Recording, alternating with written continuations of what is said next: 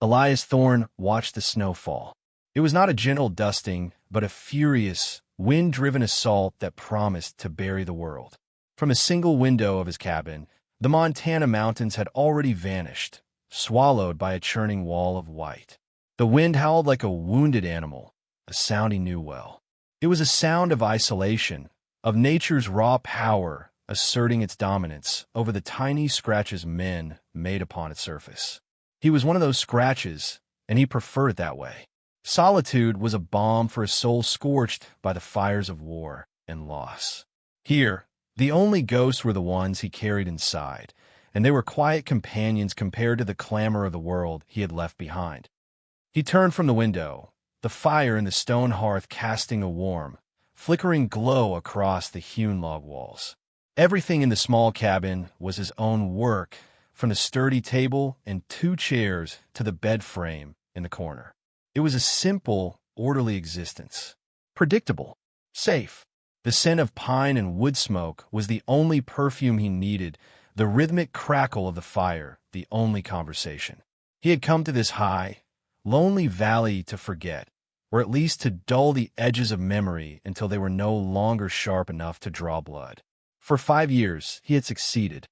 A tremor of unease, however, disturbed the placid surface of his routine. His horse, Apollo, was restless in the lean-to attached to the barn.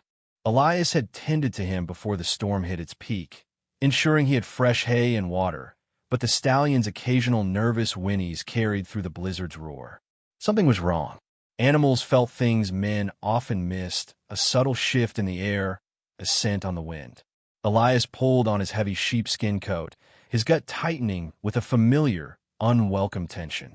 Trouble had a way of finding a man, even one who had gone to the ends of the earth to avoid it. He grabbed his rifle from the pegs beside the door, the cold weight of the steel a grim comfort in his hands. The wind tore at him the moment he stepped outside, stealing his breath and stinging his exposed cheeks with ice crystals. He bent his head, his hat pulled low, and trudged the 50 yards to the barn. The world was a maelstrom of white, and the sturdy structure was a dark, hulking shadow against the chaos. He slid the heavy wooden door open just enough to slip inside, then barred it behind him. The relative quiet within the barn was immediate. The scent of hay, leather, and animal warmth filled his senses. Apollo nickered from his stall, his ears pricked and his dark eyes wide. Elias ran a hand down the horse's powerful neck, murmuring a low, soothing sound. "Easy, boy. What's got you spooked?" He scanned the barn's shadowy interior. The milk cow shifted in her stall, placid as ever. Nothing seemed out of place. Yet, Apollo's agitation persisted. The horse kept turning his head toward the hayloft, his nostrils flaring. Elias's gaze followed. The loft was filled with the sweet-smelling hay he had spent the late summer cutting and stacking. A ladder was propped against its edge. With his rifle held ready, he moved toward it, his boots silent on the packed earth floor. He was not a man given to flights of fancy. If his horse was spooked, there was a reason. It could be a mountain lion seeking shelter, or a wolf, or something worse, a man. He placed a foot on the first rung of the ladder, testing its strength. He ascended slowly, his eyes scanning the hay bales stacked high in the gloom. A faint shuffling sound reached him, barely audible over the storm raging outside. He froze, his finger resting lightly on the trigger. He was halfway up when he saw it. A small, dark shape burrowed into a hollow between 2 large bales. It was a bundle of rags, he thought at first. Then the rags moved. He reached the top of the ladder and swung himself into the loft, moving with a predator's silence. He crept closer, his rifle leveled. The shape was a person, huddled in on themselves for warmth, their face hidden. He saw the outline of a slender frame beneath a worn, dark coat that was woefully inadequate for this weather. A runaway boy, perhaps? Or a drifter caught in the storm? He nudged the figure with the barrel of his rifle. "On your feet," he commanded, his voice a low growl. The figure flinched violently, but did not rise. A soft, muffled sound, like a choked sob, came from within the bundle. Elias nudged again, harder this time. "I said on your feet. Now." Slowly, the person uncurled. A tangle of dark hair, dusted with snowflakes that had begun to melt, fell away from a pale face. It was not a boy. It was a woman. Her eyes, wide with a mixture of terror and exhaustion, met his. They were the color of a summer sky, just before a storm, a startling, deep blue. Her face was smudged with dirt and tracked with tears, but even so, he could see the fine lines of her features, the delicate curve of her jaw. She was young, and she looked as if she had been running from hell itself. He lowered the rifle slightly, a flicker of something he refused to name stirring within him. Compassion was a liability. He had learned that lesson the hard way. "What are you doing in my barn?" he asked, his tone still hard, unforgiving. Her lips trembled, and she struggled to speak, her voice a raw whisper. I was lost. The storm. I saw the light from your house, but I couldn't make it. The barn was closer." She hugged herself, shivering uncontrollably. "Please, I meant no harm.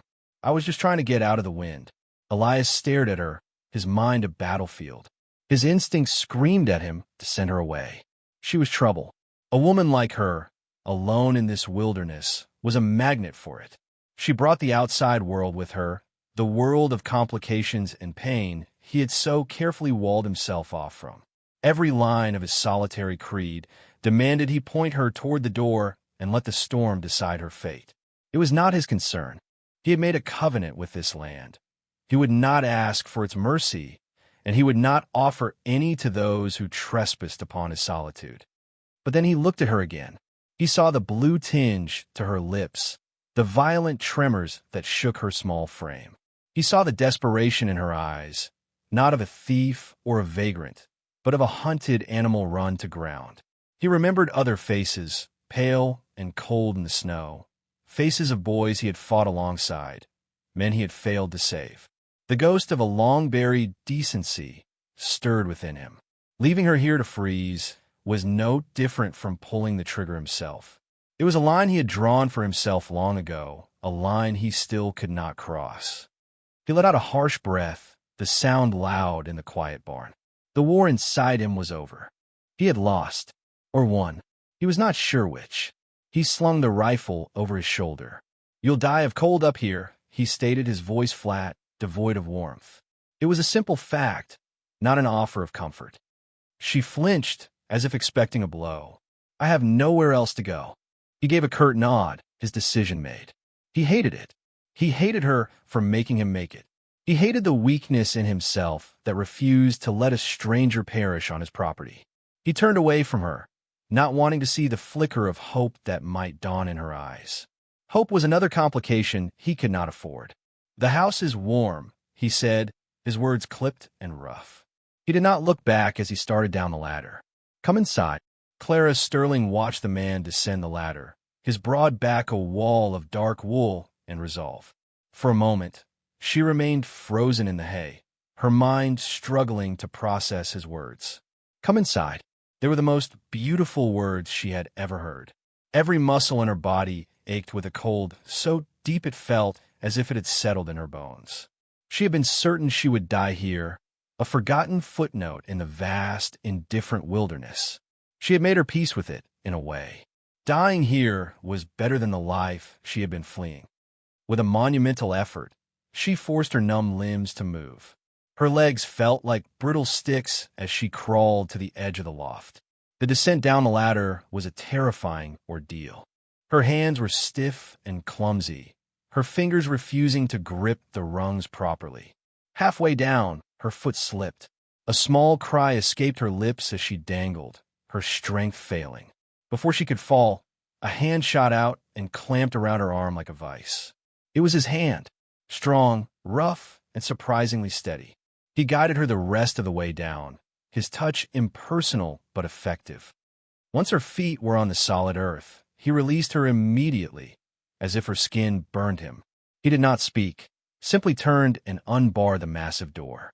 The blizzard shrieked, a physical force that tried to push them back inside. He stepped out into it without hesitation, his body a bulwark against the wind.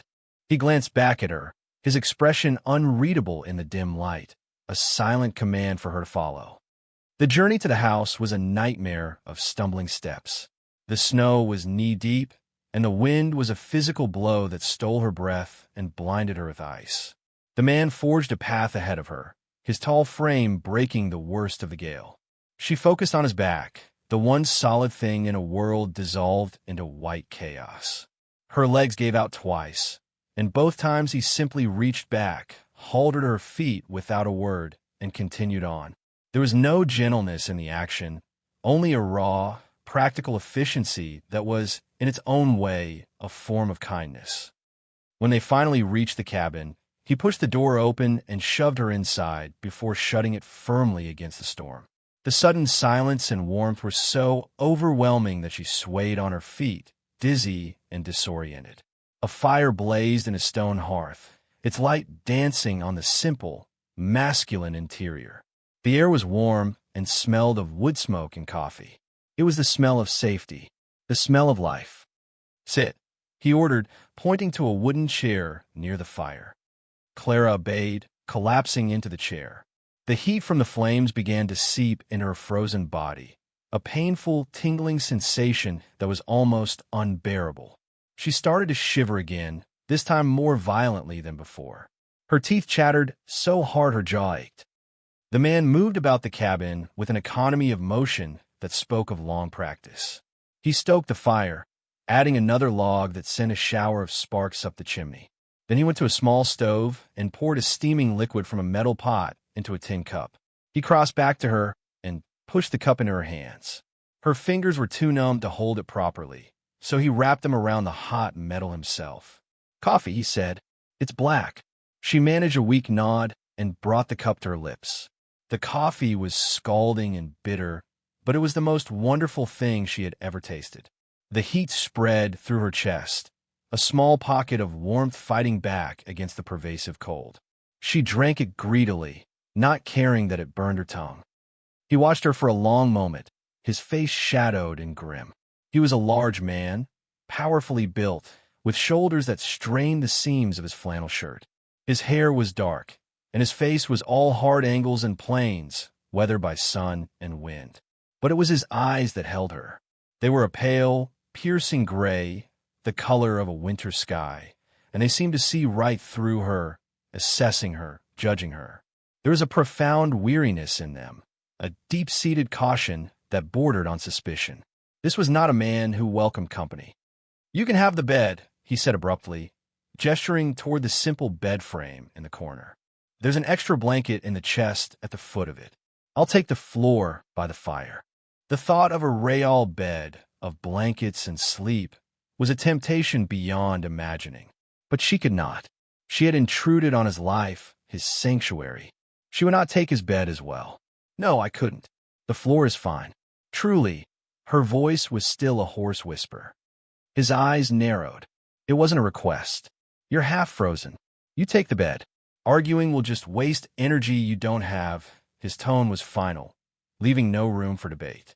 Clara knew a losing battle when she saw one. She had been fighting them her entire life. She gave a small, defeated nod. "Thank you." He did not acknowledge her thanks. He turned his back on her and began to prepare a simple meal, slicing bread and cheese at a small counter. The silence stretched between them, thick and heavy, broken only by the crackle of the fire and the howl of the wind outside. She watched him, studying the rigid set of his shoulders, the deliberate way he moved. He was a man accustomed to being alone, a man who had built his world precisely to his liking and was deeply resentful of her intrusion. She was a disruption, a problem he had not asked for, but was too honorable or too stubborn to ignore. He placed a plate with bread and cheese on the small table. "Eat," he said. It was another command. She forced herself to her feet and moved to the table, her body protesting every step. She ate slowly, mechanically. The food tasted like ash in her mouth, but she knew she needed the strength. She was alive. That was the only thing that mattered. She had escaped Alistair Finch. She had survived the wilderness and the storm. And she had stumbled into the care of this grim, reluctant savior. After she finished, he took her plate and washed it in a basin of water. He did not ask her name, nor did he offer his. He did not ask where she came from or where she was going. The questions hung in the air between them, unspoken but immense. For now, he seemed content to ignore them, and she was too exhausted to offer answers. The truth was a dangerous thing, a story that could bring the trouble he so clearly wanted to avoid right to his doorstep. "Get some sleep," he said, finally breaking the silence. He had laid a bedroll and a single blanket on the floor near the hearth. Clara nodded and moved toward the bed. She pulled the heavy wool blankets from the chest, as he had instructed. They smelled faintly of cedar. She lay down without removing her damp clothes, too weary to do more, and pulled the covers up to her chin. The mattress was filled with straw, but it felt like the softest feather bed. For the first time in weeks, a fragile sense of safety settled over her. She watched the man through heavy-lidded eyes as he sat on his bedroll, his back to her, staring into the flames. His rifle was propped against the wall beside him, within easy reach. He was a fortress, walled in by his own silence. And for tonight, she was sheltering inside it. Her last conscious thought was that she did not even know his name. Elias did not sleep. He sat with his back against the wall, listening to the two sounds that now defined his world: the relentless fury of the blizzard outside and the soft, even breathing of the woman in his bed. Her presence was a palpable thing in the small cabin, a disruption to the very air. He could feel it like a change in barometric pressure, a storm of a different kind that had breached his defenses. He had spent 5 years meticulously erasing all traces of softness from his life. He ate what he could hunt or grow. He drank his coffee black. He slept on a hard bedroll more often than not. He had cultivated a hardness in himself, a callous over the parts of his soul that had been left raw and bleeding after the war. And in one night, this woman, with her storm-blue eyes and her shivering frame, had threatened to undo it all. He cursed his own weakness. He should have left her in the barn, or, failing that, given her a blanket and let her ride out the storm there. Bringing her into his home, putting her in his bed, it was a mistake. It was an invitation, an acknowledgement of a shared humanity he had been trying to deny. He stared into the fire, the flames licking at the logs, and saw faces in the embers. The faces of the dead. He had learned in the war that attachments were anchors that could drag a man down into the mud and blood. Solitude was survival. The storm raged for 2 more days. They passed in a strange, strained silence. He tended to his animals, chopped wood, and maintained the cabin, moving with a grim purpose. The woman, he still did not know her name, did not remain idle. On the second morning, after a long night of sleep that seemed to restore some of her strength, he found her awake before him. She had taken one of his spare shirts and, with a small sewing kit she produced from a hidden pocket in her dress, was mending a tear in it with neat, precise stitches. He stopped in the middle of the room, surprised. "What are you doing?" She looked up, her expression serious. "I will not be a burden. I will earn my keep."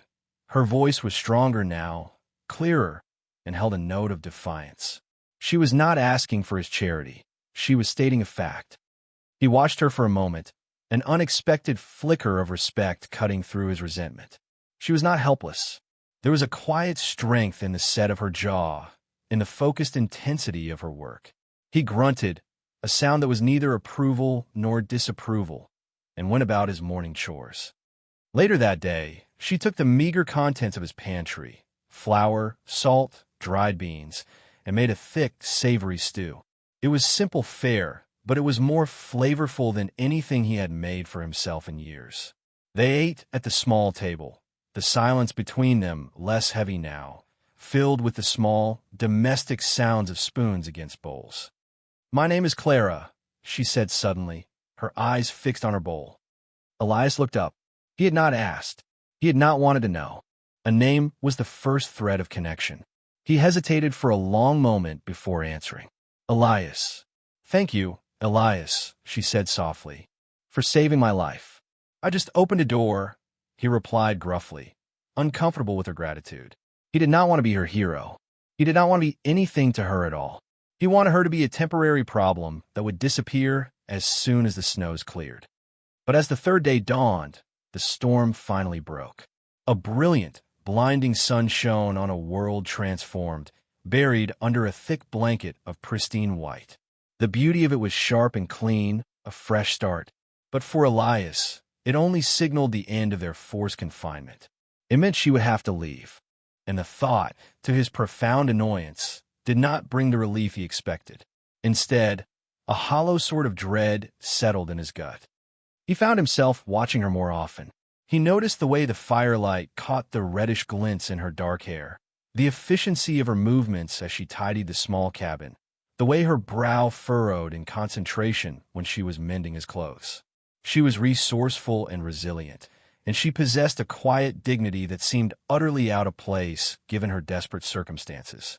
He began to wonder what story lay behind those haunted blue eyes. What was a woman like her doing alone in the Montana wilderness?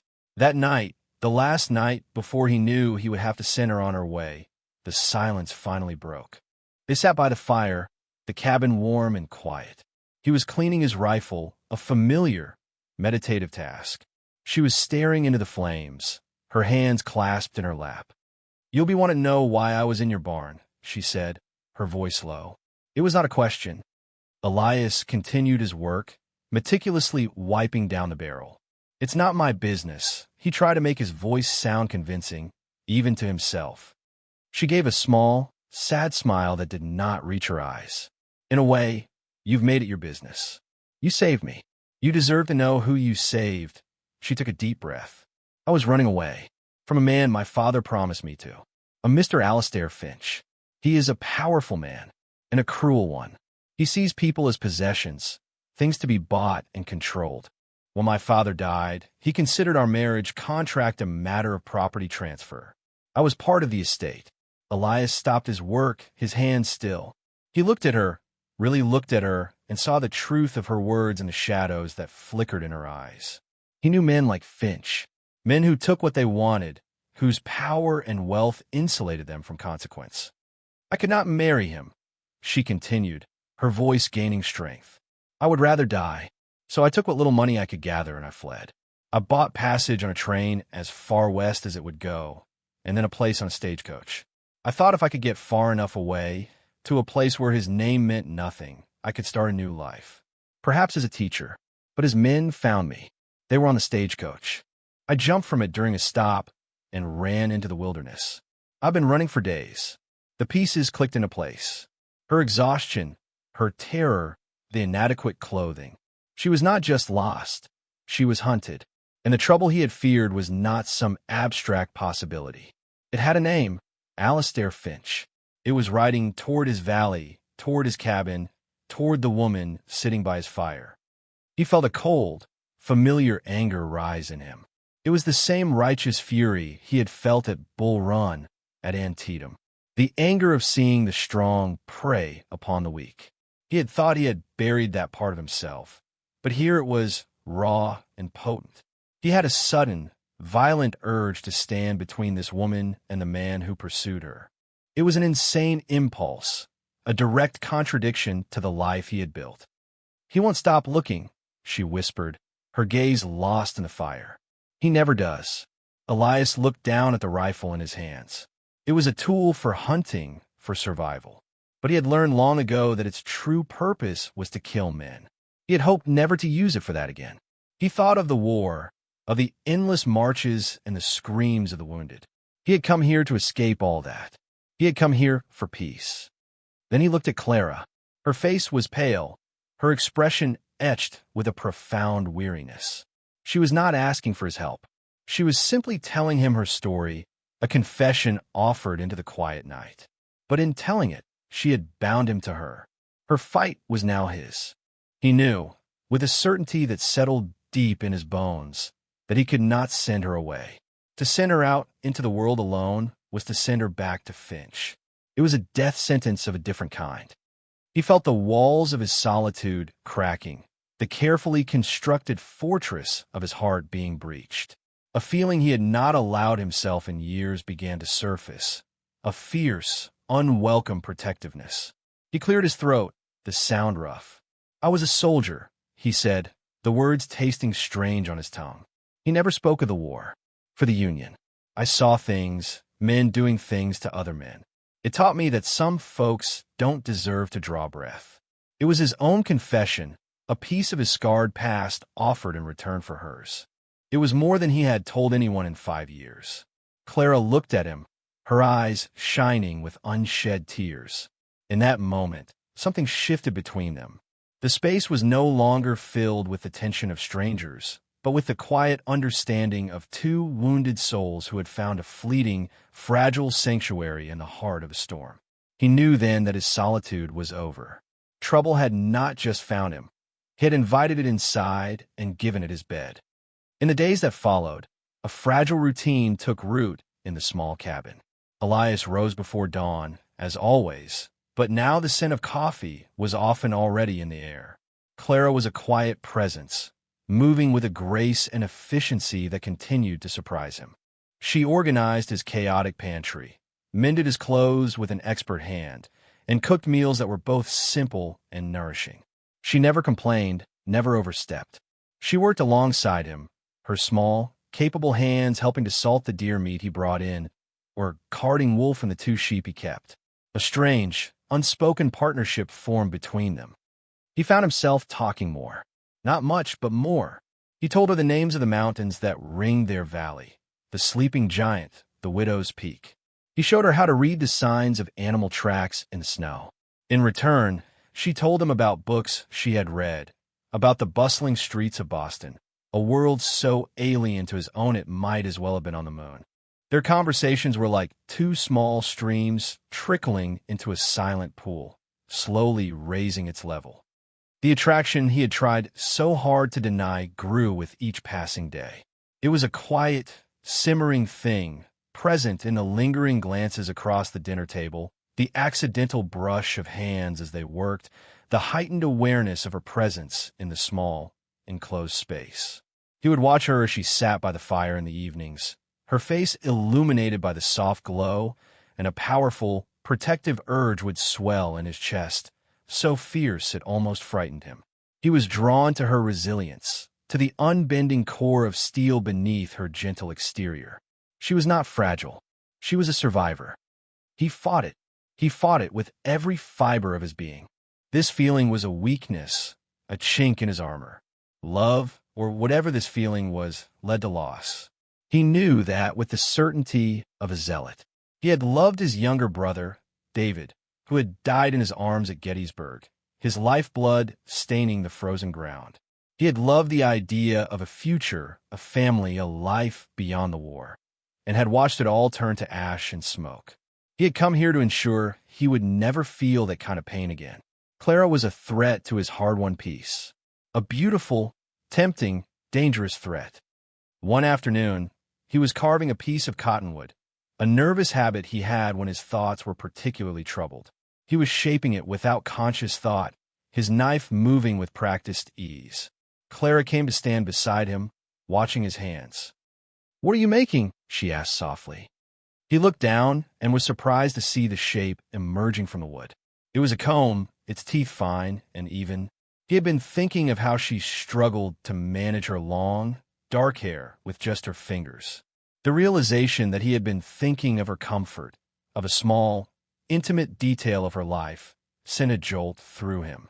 It was a tender gesture, an act of unconscious affection, and it terrified him. He grunted, his face flushing. Nothing, just whittling. He tried to put it away, but she gently stayed his hand. "It's beautiful," she said, her fingers brushing his. The touch was electric, a spark that ignited the dry tinder of his resolve.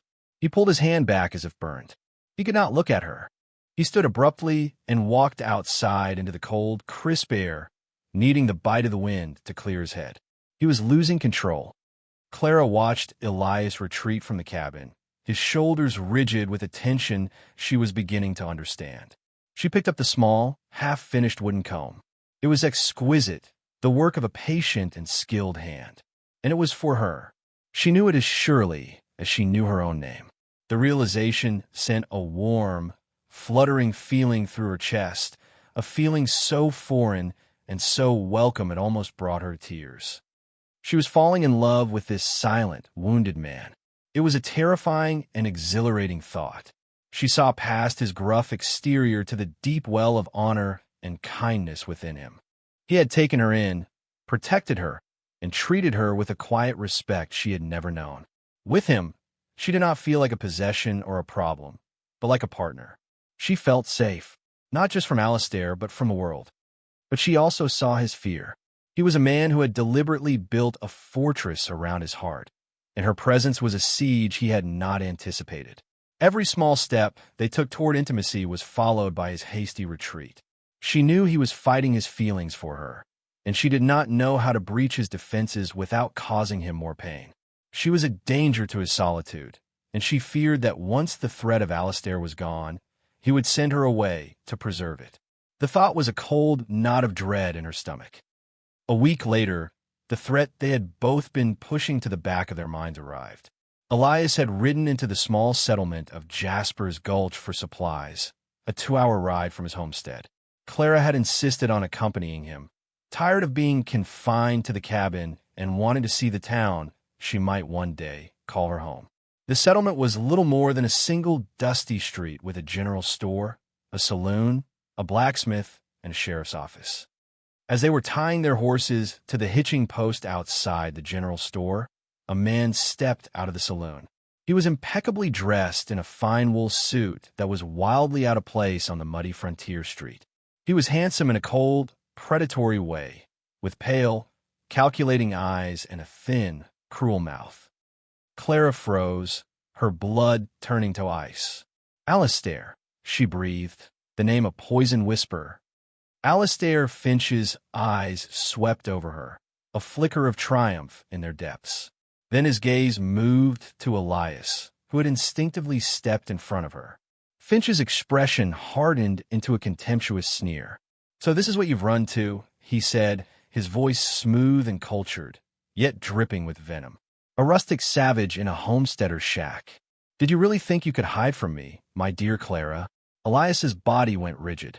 He did not look at Finch. He kept his eyes on Clara, seeing the sheer terror on her face. A cold, deadly calm settled over him. "She's not with you," Elias said, his voice low and flat. Finch laughed, a short, ugly sound. "She's my betrothed, my property. I have a legal contract, signed by her father. She will be returning with me to Boston. This little adventure of hers is over." He took a step forward, his hand reaching for Clara's arm. Elias moved so fast he was a blur. He grabbed Finch's wrist, his grip like iron. Finch gasped, his face contorting in pain and surprise. "You will not touch her," Elias said, his voice quiet but carrying the lethal promise of violence. Two rough-looking men who had followed Finch out of the saloon moved forward, their hands dropping to the pistols on their hips. Elias did not release his grip. He met Finch's furious gaze, his own gray eyes as cold and hard as chips of flint. "This doesn't concern you, farmer," Finch snarled, trying to wrench his arm free. "It does now," Elias said. He looked directly at Finch, his mind racing.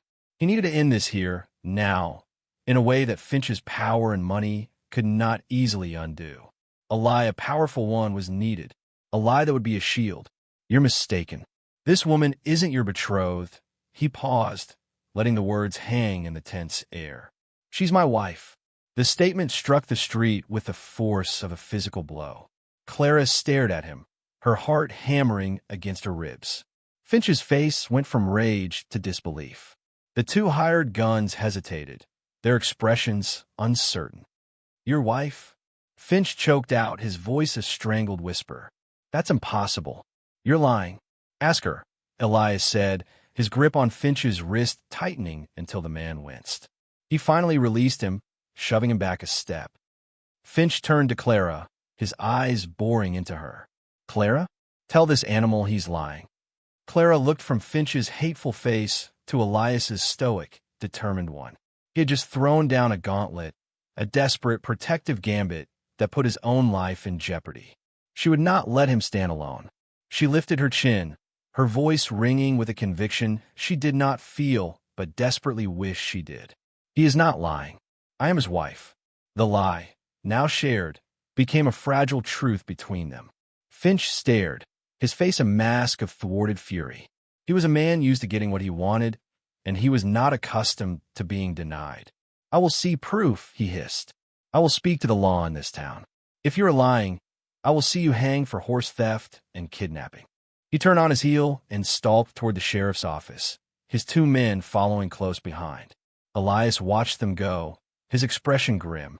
He turned to Clara, his face unreadable.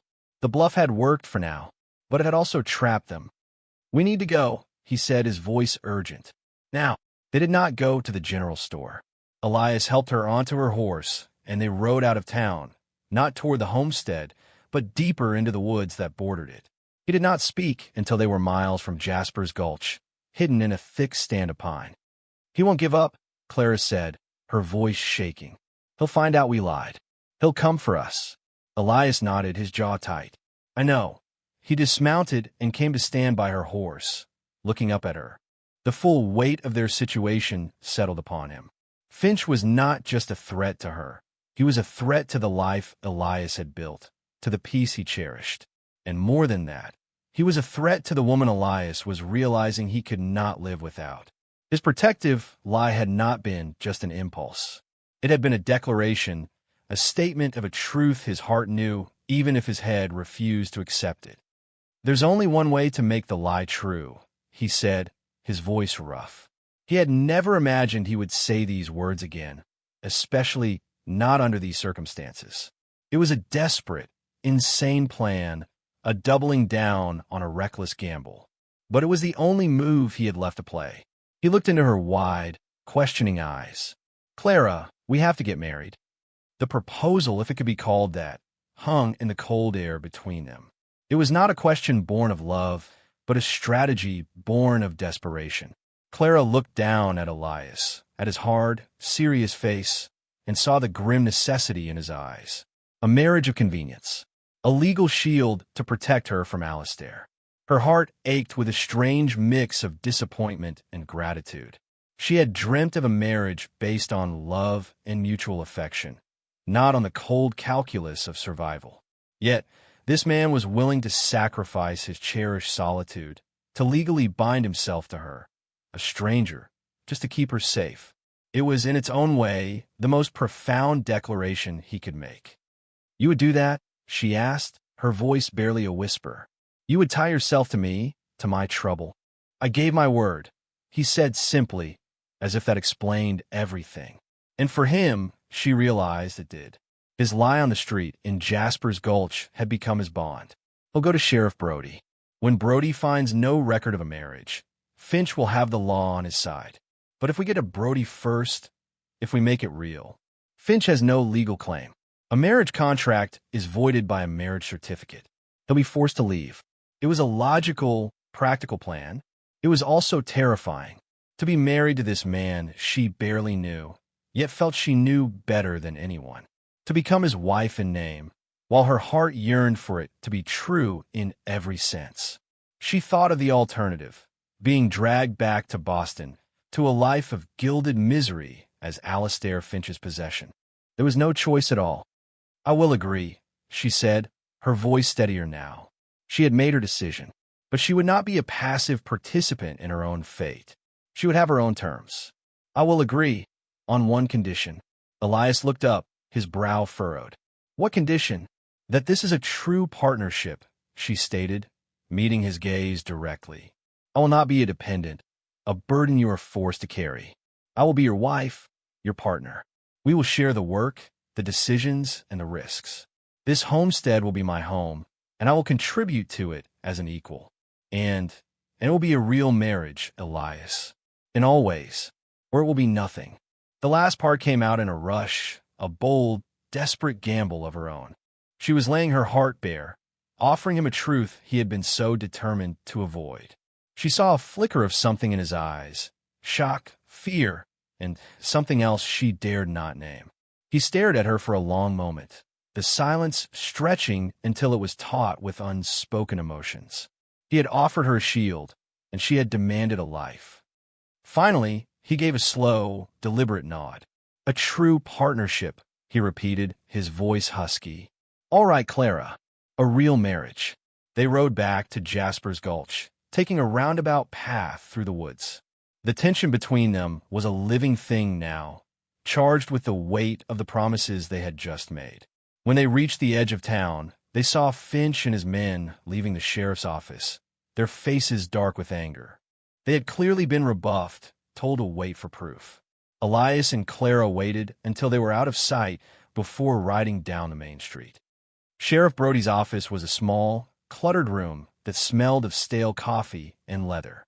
The sheriff himself was a broad, weathered man with a kind face and intelligent eyes that seemed to miss nothing. He looked up from his paperwork as they entered, his expression shifting from curiosity to a shrewd understanding. "Thorne," he said, nodding to Elias. "Heard you had some excitement in the street earlier. A fancy fellow from back east was just in here, making all sorts of claims about this young lady." He gestured to Clara. "Said she was his runaway fiancée." "He's mistaken, Sheriff," Elias said, his voice steady.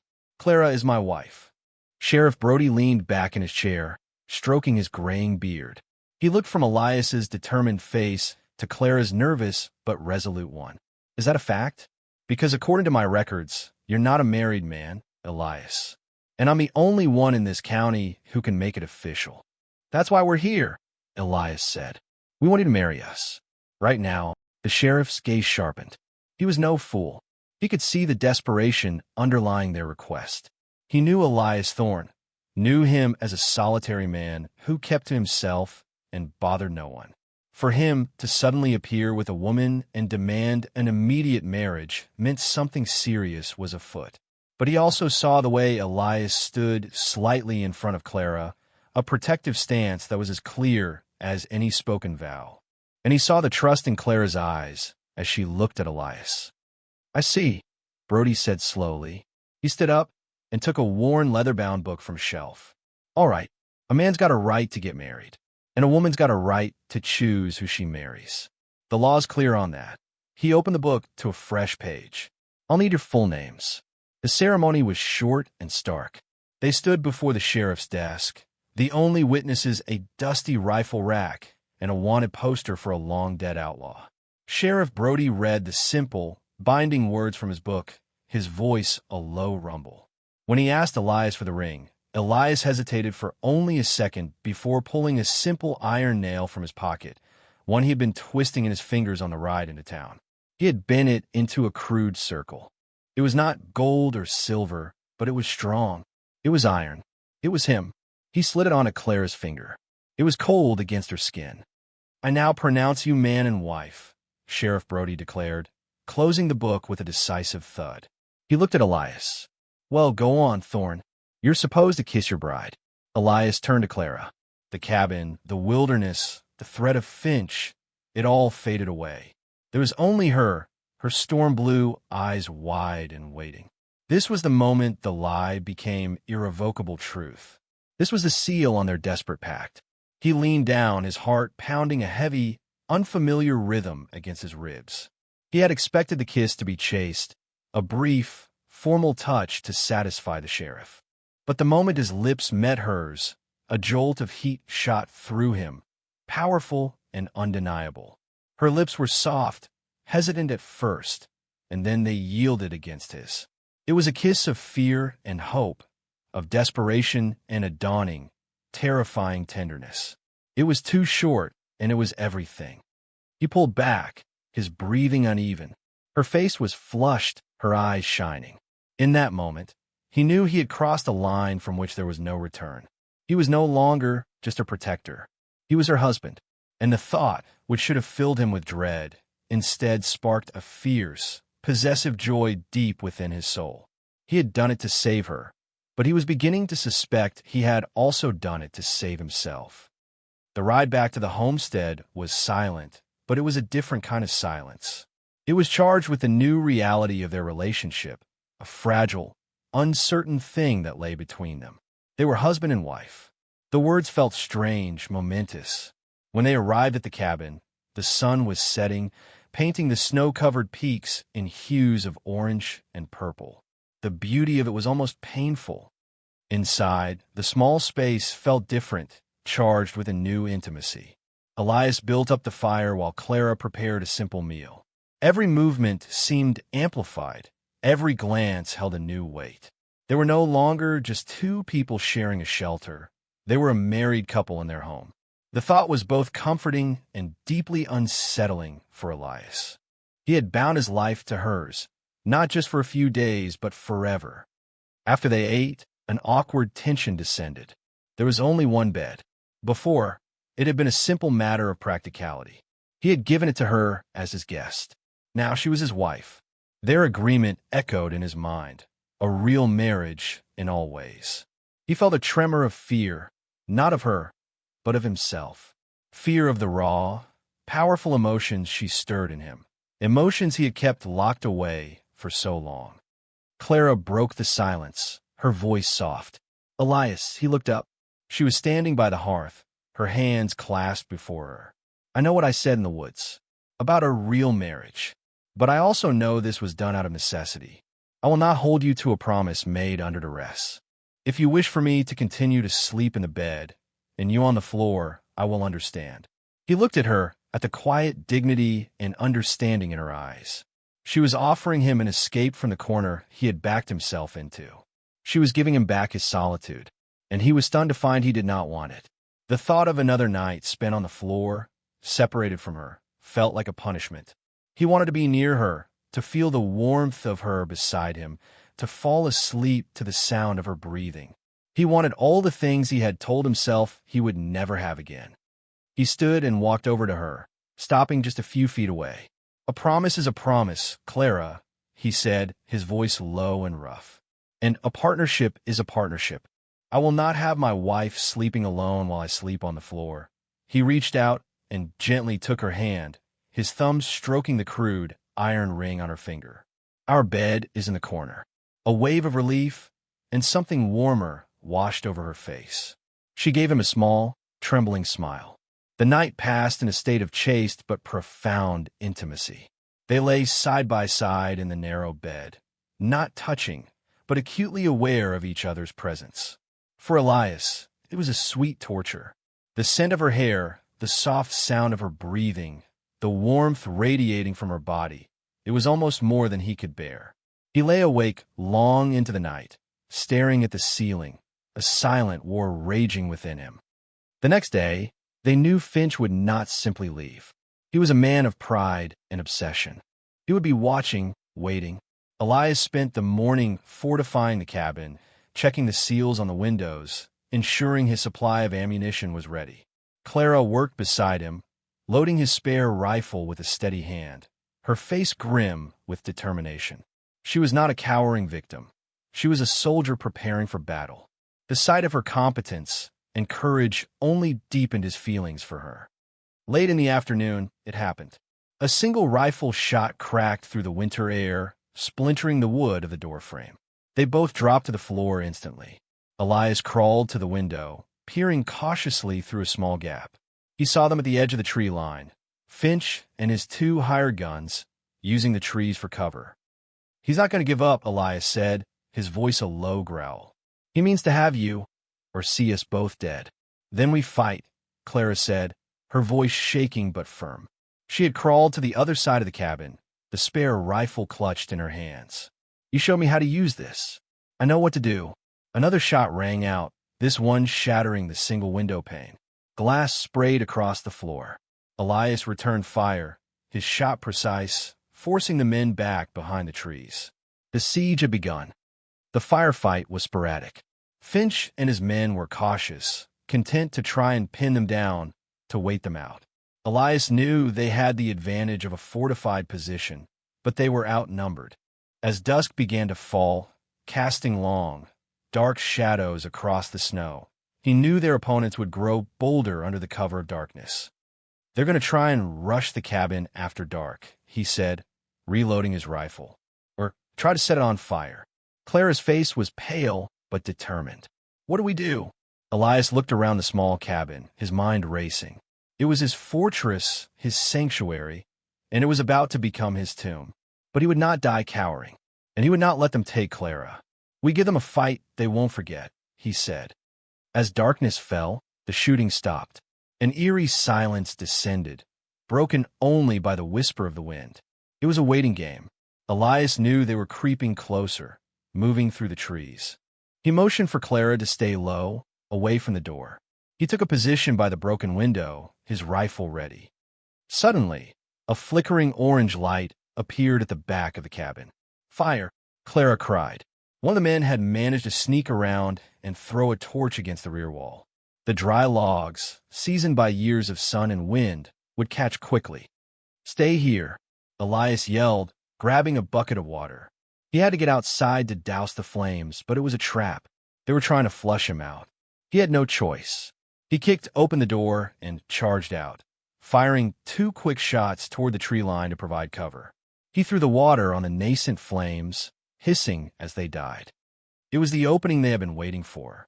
Finch and his other man broke from the trees, running toward the cabin, their pistols firing. Elias dove back inside, a searing pain in his left shoulder. He had been hit. He stumbled, falling to one knee, his rifle clattering to the floor. "Elias!" Clara screamed. Finch appeared in the doorway, a triumphant, demonic grin on his face. "It's over, my dear. You're coming with me." He raised his pistol, aiming it at Elias's chest. In that split second, Clara acted. She was not a damsel in distress. She was a partner. She was a wife. She raised the spare rifle she held, the one Elias had taught her to use. She did not hesitate. She pulled the trigger. The rifle bucked against her shoulder, the sound deafening in the small cabin. Finch's triumphant grin vanished, replaced by a look of utter shock. He staggered backward, a dark stain spreading across his fine wool coat. He looked down at his chest, then up at Clara, his eyes wide with disbelief. He fell to his knees, then pitched forward into the snow, silent and still. The remaining hired gun, seeing his employer fall, froze in uncertainty. That hesitation was all the opening that was needed. 2 shots rang out from the darkness of the tree line, not from the cabin. The hired gun crumpled to the ground. Silence. Elias, clutching his bleeding shoulder, looked up in confusion. A figure emerged from the woods, a rifle in his hands. It was Sheriff Brody. The sheriff walked into the light spilling from the cabin doorway, his face grim. "I had a feeling that fellow wasn't going to take no for an answer," he said, his voice a low drawl. "Figured I'd ride out and check on our newlyweds. Looks like I got here just in time for the party to end." He nudged Finch's body with his boot, then looked at Elias's shoulder. "You're hit." Clara rushed to Elias's side, tearing a strip from her petticoat to press against the wound. Her hands were shaking, but her touch was firm.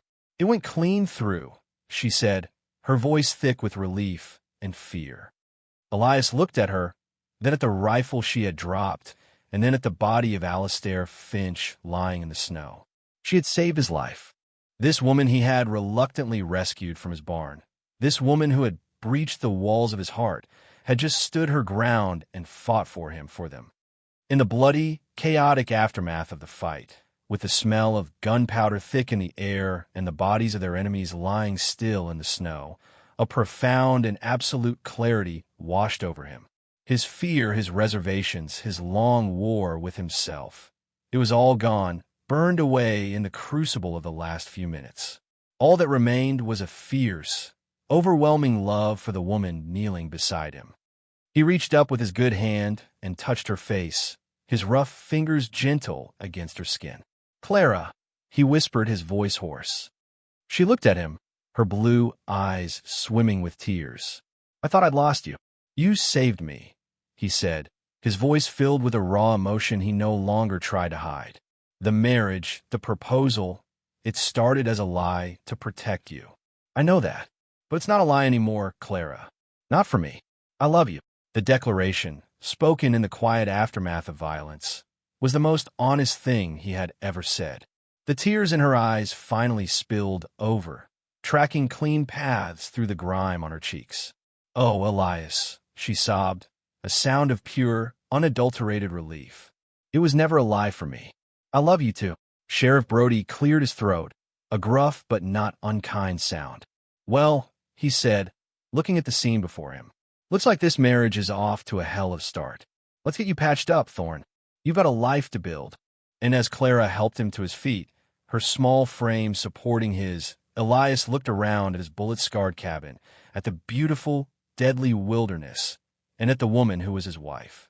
His fortress of solitude had been breached, stormed, and conquered, and in its place, he realized she had helped him build a home. 7 years later, the cabin was still the heart of the homestead, but it was no longer the whole of it. A second, larger room had been added, its windows letting in the morning sun. The barn had been expanded, and the sounds of more cattle and a small flock of sheep now filled the air. The iron-hard land had yielded to their relentless work, and the valley that had once been a symbol of Elias's isolation was now a testament to their partnership. Clara stood on the porch of the house, a hand resting on her gently swelling belly. She watched as Elias played with their son in the meadow below. 6-year-old David, named for the brother Elias had lost, was a whirlwind of energy, with his father's dark hair and her storm-blue eyes. He shrieked with laughter as Elias tossed him into the air, his small body trusting and fearless. The memory of that terrible night, of gunfire and fear, had faded over the years, replaced by seasons of hard work, quiet joy, and a love that had only deepened with time. Sheriff Brody had ruled the shooting's self-defense, and with Alistair Finch's death, the last shadow of Clara's old life had vanished forever. They had been left in peace to build their future. Clara had found her calling not as a teacher in a town, but right here. She taught David to read and write, and her dream of a school was slowly taking shape. In the new room they had built, a long wall was lined with bookshelves, filled with volumes that had been slowly purchased on their trips to Jasper's Gulch. It was a library, a schoolhouse, and a testament to her belief in a world beyond the mountains. Elias had changed, too. The hard, silent shell he had worn for so long had been cracked open, and while he would always be a man of few words, his silences were now comfortable, his rare smiles transformative. The ghosts of the war still visited him some nights, but now he did not face them alone. He would reach for her in the dark, and her presence beside him was enough to chase the worst of the shadows away. He had learned that true strength was not found in solitude, but in the vulnerability of loving someone more than yourself. He saw her watching from the porch and set David down. The boy immediately ran off to chase a butterfly, his laughter echoing in the clear mountain air. Elias walked up the gentle slope to the house, his stride easy and confident.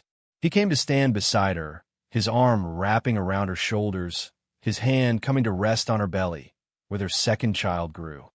"He has your spirit," Elias said, his voice a low, warm rumble as he watched their son.